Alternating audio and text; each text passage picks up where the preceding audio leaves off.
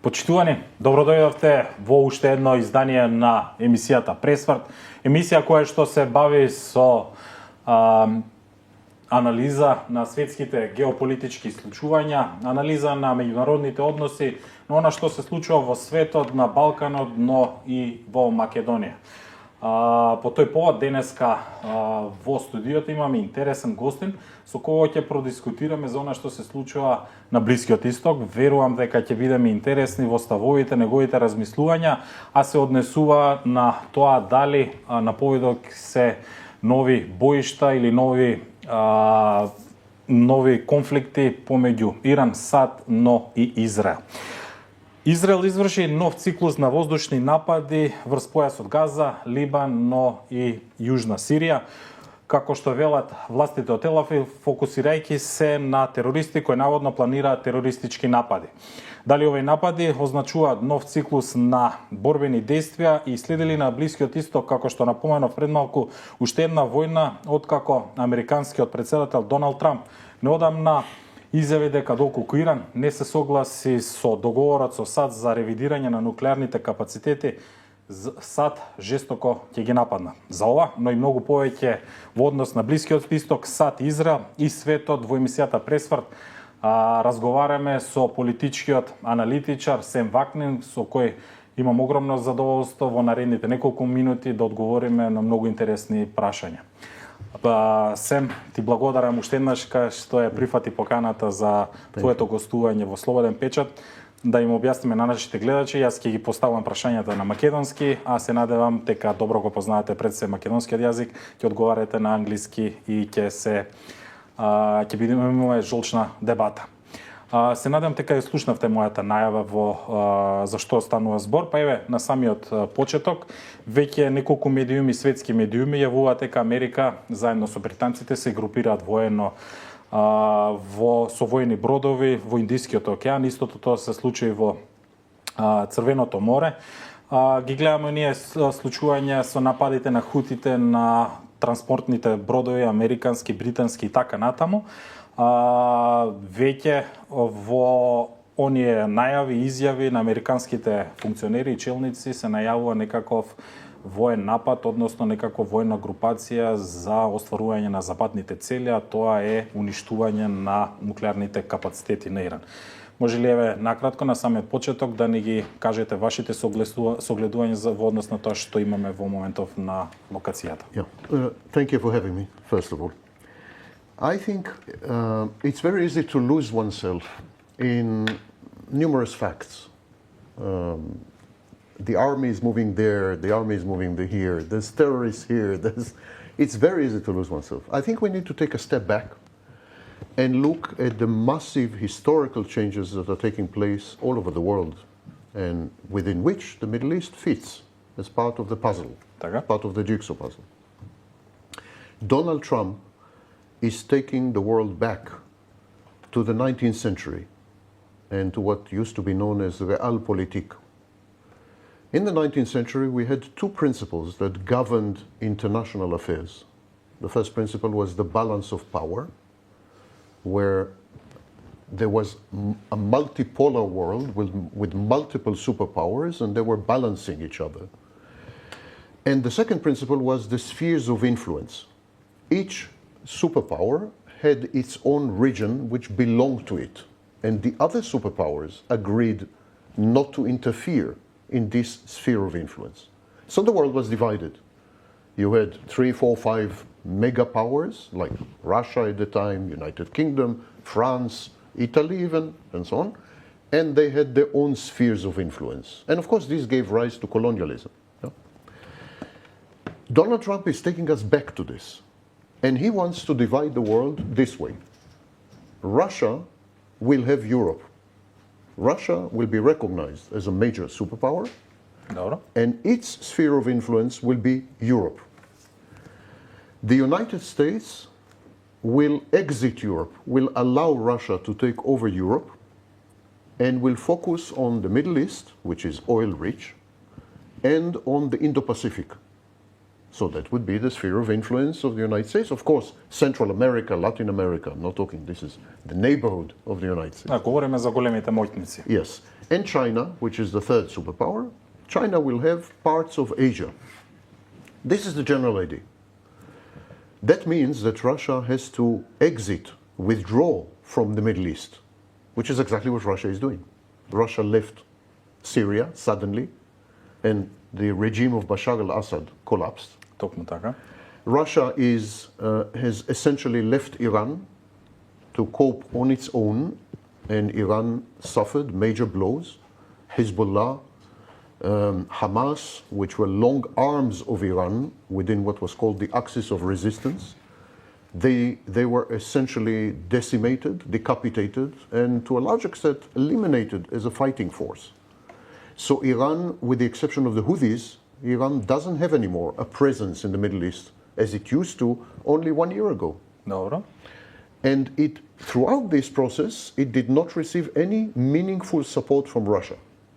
They signed an agreement with Russia. Да, на 17 јануари, Yes, на почетокот на оваа Russia година. gave them some anti-aircraft things, but no meaningful support. Russia is focusing now on Europe. There is Ukraine, but Ukraine will only be the beginning.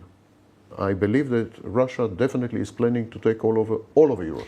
Меѓутоа, господин Вакни, прашањето ми беше да бидеме попрецизни во интерес на времето. Како го гледате тоа воено групирање во моментот So кој што I'm кој што се reaching this одвива? point. Because the Middle East now belongs to the sphere of influence of the United States can do anything it wants in the Middle East. Што подразбира тоа? And therefore, it will definitely attack Iran militarily. It will use Israel to take over Lebanon and Syria and Gaza. It will use Egypt. It will negotiate with Egypt. And if Egypt refuses to collaborate with the United States, it will attack Egypt as well. And it will take over big parts of North Africa. So the United States is back, and it's the only superpower in the Middle East. Israel is the assistant of the United States, and both of them are going to take over the Middle East. That's the situation. Овде едно подпрашање би сакала да се надоврзам на она што го пред малку споменавме и се однесува на руско-кинеските или иранските врски, од тој пакт кој што дел од западните медиуми го нарекоа и како голем злочинички сојуз. Меѓутоа, колку оваа ситуација кога се групираат западните сили, како што рековме во регионот, до Русија ќе остане нема на случувањата во Иран, ако се земе во предвид дека Иран и помагаше на Русија во однос на оние можеби најкруцијалната работа со помош на дронови, со помош на технологија која што Русија во еден момент ја немаше. Ќе изостави ли сега класично речено или новинарски шаблонски речено поддршката Москва кон Техеран и ќе го заврте грбот? Russia is finished with Iran. Russia is now becoming an ally of the United States against China. So they are both, because China and Russia are historical enemies. They have a long history of wars and conflicts and Меѓутоа на hostility. терен не се така Because the United States decided that Russia is an enemy. But now that the United States is changing its mind and regarding Russia as a friend, Russia has all the incentive to go to the United States and together to attack the historical enemy of Russia, which is China. That means that Iran can forget about Russia. Iran maybe could rely on China to some extent, but not to a large extent. Iran is doomed. Iran is in a very, very difficult position. Овде би сакал малку подетално да влеземе околу Иран, моменталната политичка ситуација во земјата, во однос на она раслоеност кој што ја отфрла и врховниот лидер на Иран Ајтолахот Али Хамнеи, но и председателот Презрт, каде што на неколку пати повикуваат во јавноста да се обедини населението. Ме интересира ваша перспектива во однос на тоа колку Западот би можел однатре да го подрие Иран во однос на она раслоеност кој што го има во населението, а се однесува на оние традиционалните конзерватисти и иранските исламисти, ако можеме така да направиме. Може ли сега преку дипломата или тоа стриктно ќе се направи преку воен удар на земјата да се раслои населението? First of all, I suggest that we forget the word West. The West doesn't exist anymore. the West used to exist until a few months ago. There's no West. There is United States and to some extent United Kingdom, to a very small extent. It's the United States, it's not the West. Europe is absolutely not involved in anything, not in the war in Ukraine, not in the situation in Iran. Europe has zero influence on Israel. Europe is not a player. So it's the United States, and the question therefore is, what will the United States do? There is very little the United States can do internally inside Iran. It has no intelligence assets, it has no influence on the population. The population hate the United States, even the population who are opposed to the Ayatollahs. They are not friends of the United States.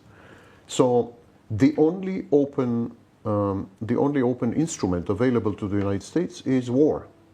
And I think war is inevitable.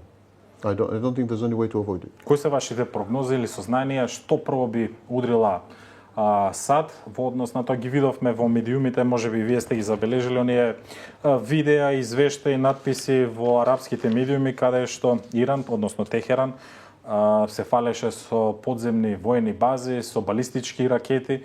Што мислите при евентуален напад, што прво би се целело кон Иран? Иако неколку пати досега имавме гаѓање на цели од Израел кон Иран токму за ова. Што би било поразлично сега САД, што би нападнале првенствено за разлика од тоа што го стори Израел пред неколку месеци? So there are two approaches. There's a debate on how to go about it.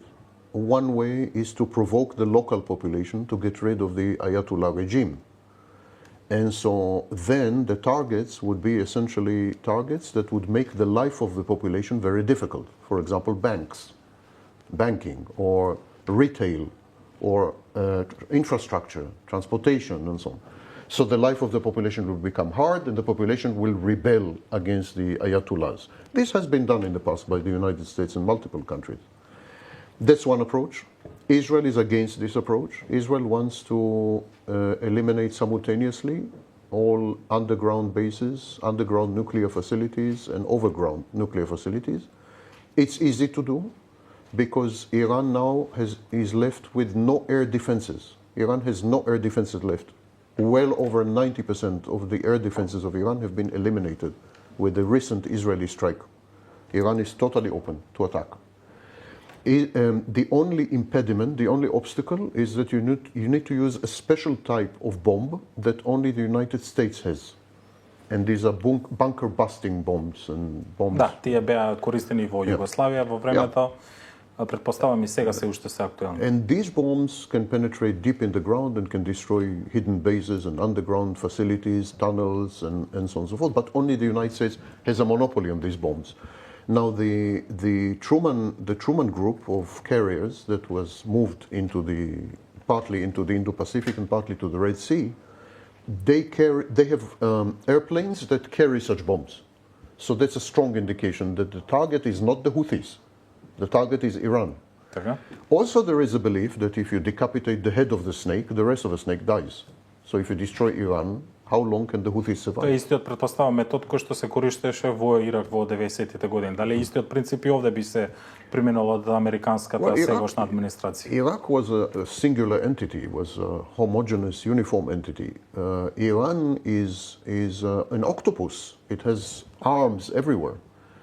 And rather than fight the arms, which is not an efficient way, perhaps then there is a need to decapitate the octopus, to destroy Iran itself. Once Iran is destroyed, and there are many ways to do that, starting with even harsher sanctions, attacks on ships that carry what is known as the dark navy or the dark fleet, attacks on ships that illegally carry Iranian oil, discounted Iranian oil everywhere. I think the war will start in the sea, not on the land. I don't think the initial targets will be nuclear, but I think the initial targets will be ships, all kinds of ships, container ships mainly, and so on, to cut off Iran's ability to sell oil. Iran does have a pipeline, actually two of them, but they're very sensitive to sabotage. So most Iranian oil is sold via the sea. If the Gulf and the Red Sea are cut off, Iran will die essentially. Овде би сакал уште едно прашање, па би се навратили или би продискутирале малку подетално околу предложениот план на Трамп за нуклеарно разоружување на Иран. Колку иранските позиции на Блискиот Исток сега, сето она што го споменавте, се ослабнати во однос на од пред неколку години или месеци, ако се земе во предвид дека и режимот во Сирија е соборен во однос на она традиционална врска која што имаше Иран со Асад, а се издвојува сега, односно се надополнува како противтежа Саудиска Аравија. Колку во она појдовна точка пред евентуален воен конфликт, како што велите вие, Иран е моќен или односно слаб да ги издржи овие удари, санкции и така натаму? Depends which type of war. Iran had two basic military structures. One was the axis of resistance, which was Hezbollah, Hamas, the Houthis. They're in bad shape. They're decapitated and destroyed. So now we are talking exclusively about Iran's military capacity within the territory of Iran. The air defenses are destroyed, so everything is vulnerable to aerial attack. There is a seriously strong infantry, for example, the Republican Guard and so on. So if there would be an invasion like in Iraq, the war would be much more difficult because the Iranian army is much more formidable than the Iraqi army, as we have seen in the 8 years war between Iran and Iraq. Токму така, да. Yeah. So it's a substantial army. If they invade Iran physically, it's not going to end well for the United States. So I don't think they're going to do it. Значи, вашите сугестии, односно размислување дека тоа ќе се прави преку воздушни напади, Siege. каде што ќе се таргетираат цели кои што... First of all, siege. To surround Iran, to not allow it to get anything in and to get anything out. Not to sell anything, oil or anything. And then, once Iran is totally isolated, and then to attack all various facilities and so on, and to make the lives of the population very difficult. For example, banking, you can use with cyber attacks. You can use cyber attacks to disable banking and so on. Тогаш како е едно обратно прашање, како тоа ќе се одрази на американските капацитети, ако се земе во предвид дека, нели, напоменавме на неколку пати Иран се дичи, се фали со оние балистички ракети, дроновите за возвраќање на нападот, евентуалниот напад, каде што и лидерите на земјата на неколку пати повторуваат дека нема да го прифатат планот на Трамп и дека жестоко ќе одговора. Колку САД ќе биде загрозен и воено колку е способна ова да го издржи ако знаеме како се случуваше во Украина? Drones have a very limited range. The longest drone is 150 kilometers. So drones could be a worry for Iraq, but not for the United States. Ballistic missiles are useless because both Israel and the United States possess almost 100% perfect defenses against ballistic missiles. Almost 100% of ballistic missiles are shot in the atmosphere and never cause any damage. So in effect, Iran has nothing. It has nothing. Only if it is invaded by land, it has a standing army which could be useful. The drones are useless. The ballistic Зашто тогаш Иран ги отфрла директните преговори со Америка? Ако се земе дека Западот, САД имаат воена надмоќ и дипломатска и меѓународни подобри позиции, Иран е можеби во најзагрозена ситуација. Зошто ги отфрлаат овие повици за преговори од Трамп? I'm not impressed. I think it's a negotiating tactic. I think ultimately Iran would come to the negotiating table and would conclude a new nuclear deal with the United States, and even the United States would become an investor in Iranian oil facilities and so on. United States wants to convert Iran into its own sphere of influence, to take it away from Russia. In agreement with Russia. Russia agrees. Возможно ли е тоа? Yes, Со оглед на тоа на историските разлики. Of course it's possible. Would you have believed a few months ago that United States would be with Russia against Ukraine? You wouldn't have believed. Истото тоа мислите дека ќе се случи и во Иран, на Блискиот Исток? I think Iran has a long history of partnership with the West, not with Russia. And I think it is perfectly possible to convert Iran to belong to the United States rather than Russia and China, yes. Тогаш какви се вашите сознанија за оние одбранбени капацитети на Иран во однос на нуклеарната бомба за која што сите велат дека можеби некој ја поседува, некој не ја поседува? Ќе има ли можност или имаме ли некакви предиспозиции за евентуални вакви размери, односно конфликти од поголеми размери? It's easy to make a nuclear bomb. It's relatively easy. What is very, very difficult is to deliver the nuclear bomb. So the problem is the missile, not the bomb. You need a highly specialized type of missile to carry the nuclear bomb because the fission, the reaction takes place within the head of the missile. So the head of the missile is like a small laboratory. So you need a highly specialized type of missile. It took North Korea more than 20 years to develop this missile. Što se odnesува на Техеран? Tehran is far from that. Doesn't have this kind of missile. It has a missile that can carry a nuclear load if someone like Russia gives them the nuclear load ready to put on the missile. But if they are on their own, they need another 6-10 years to develop the delivery capacity. Господине Вакнин, како е овде Израел како гледа Израел на цела оваа констелација, додека нели имаме предлог за мир помеѓу за појасот Газа, а во меѓувреме Израел продолжува да зазема делови од Газа, ги читаме медиумите во оние дневни извештаи каде што стотици на дневно ниво гинат палестинци, понатаму продолжува да се разорнува делот од појасот Газа. Како Израел гледа на на новата војна со Иран? As a major opportunity. Israel has a major opportunity here to become the main regional power in collaboration with Saudi Arabia. The United States clearly is getting closer to Saudi Arabia and against Iran, as it is now. If Iran changes, it's a different story. And so here's a wonderful opportunity to destroy Iran, including Iran's nuclear capacity, to take over big parts of Syria and Lebanon on a permanent basis, Dobro. to annex the West Bank, and to conquer Gaza and make it part of Israel. And that is a plan. The plan is not agreed by 100% of Israelis. Something like half of all Israelis don't like the plan, but they're the wrong half. И владата на премиерот Нетањаху е, можеби да кажеме, на стаклени нозе. Дел од пратениците не се согласуваат за војна интервенција. Ги гледам и оние скандали со разузнавачката служба, со разрешувањата. Па ме интересира колку е хомогено израелското општество во однос на еднаш за секогаш расчистување на овие историски нерасчистени состојби на Блискиот Исток, и дали еве сега е моментот и политичката состојба во регионот тоа да се реши. Israel is as divided as the United States. It's an identical situation. You have blue states, red states. You have liberals in Israel and ultra-conservatives and nationalists, especially religious nationalists. And the solution is the same, dictatorship.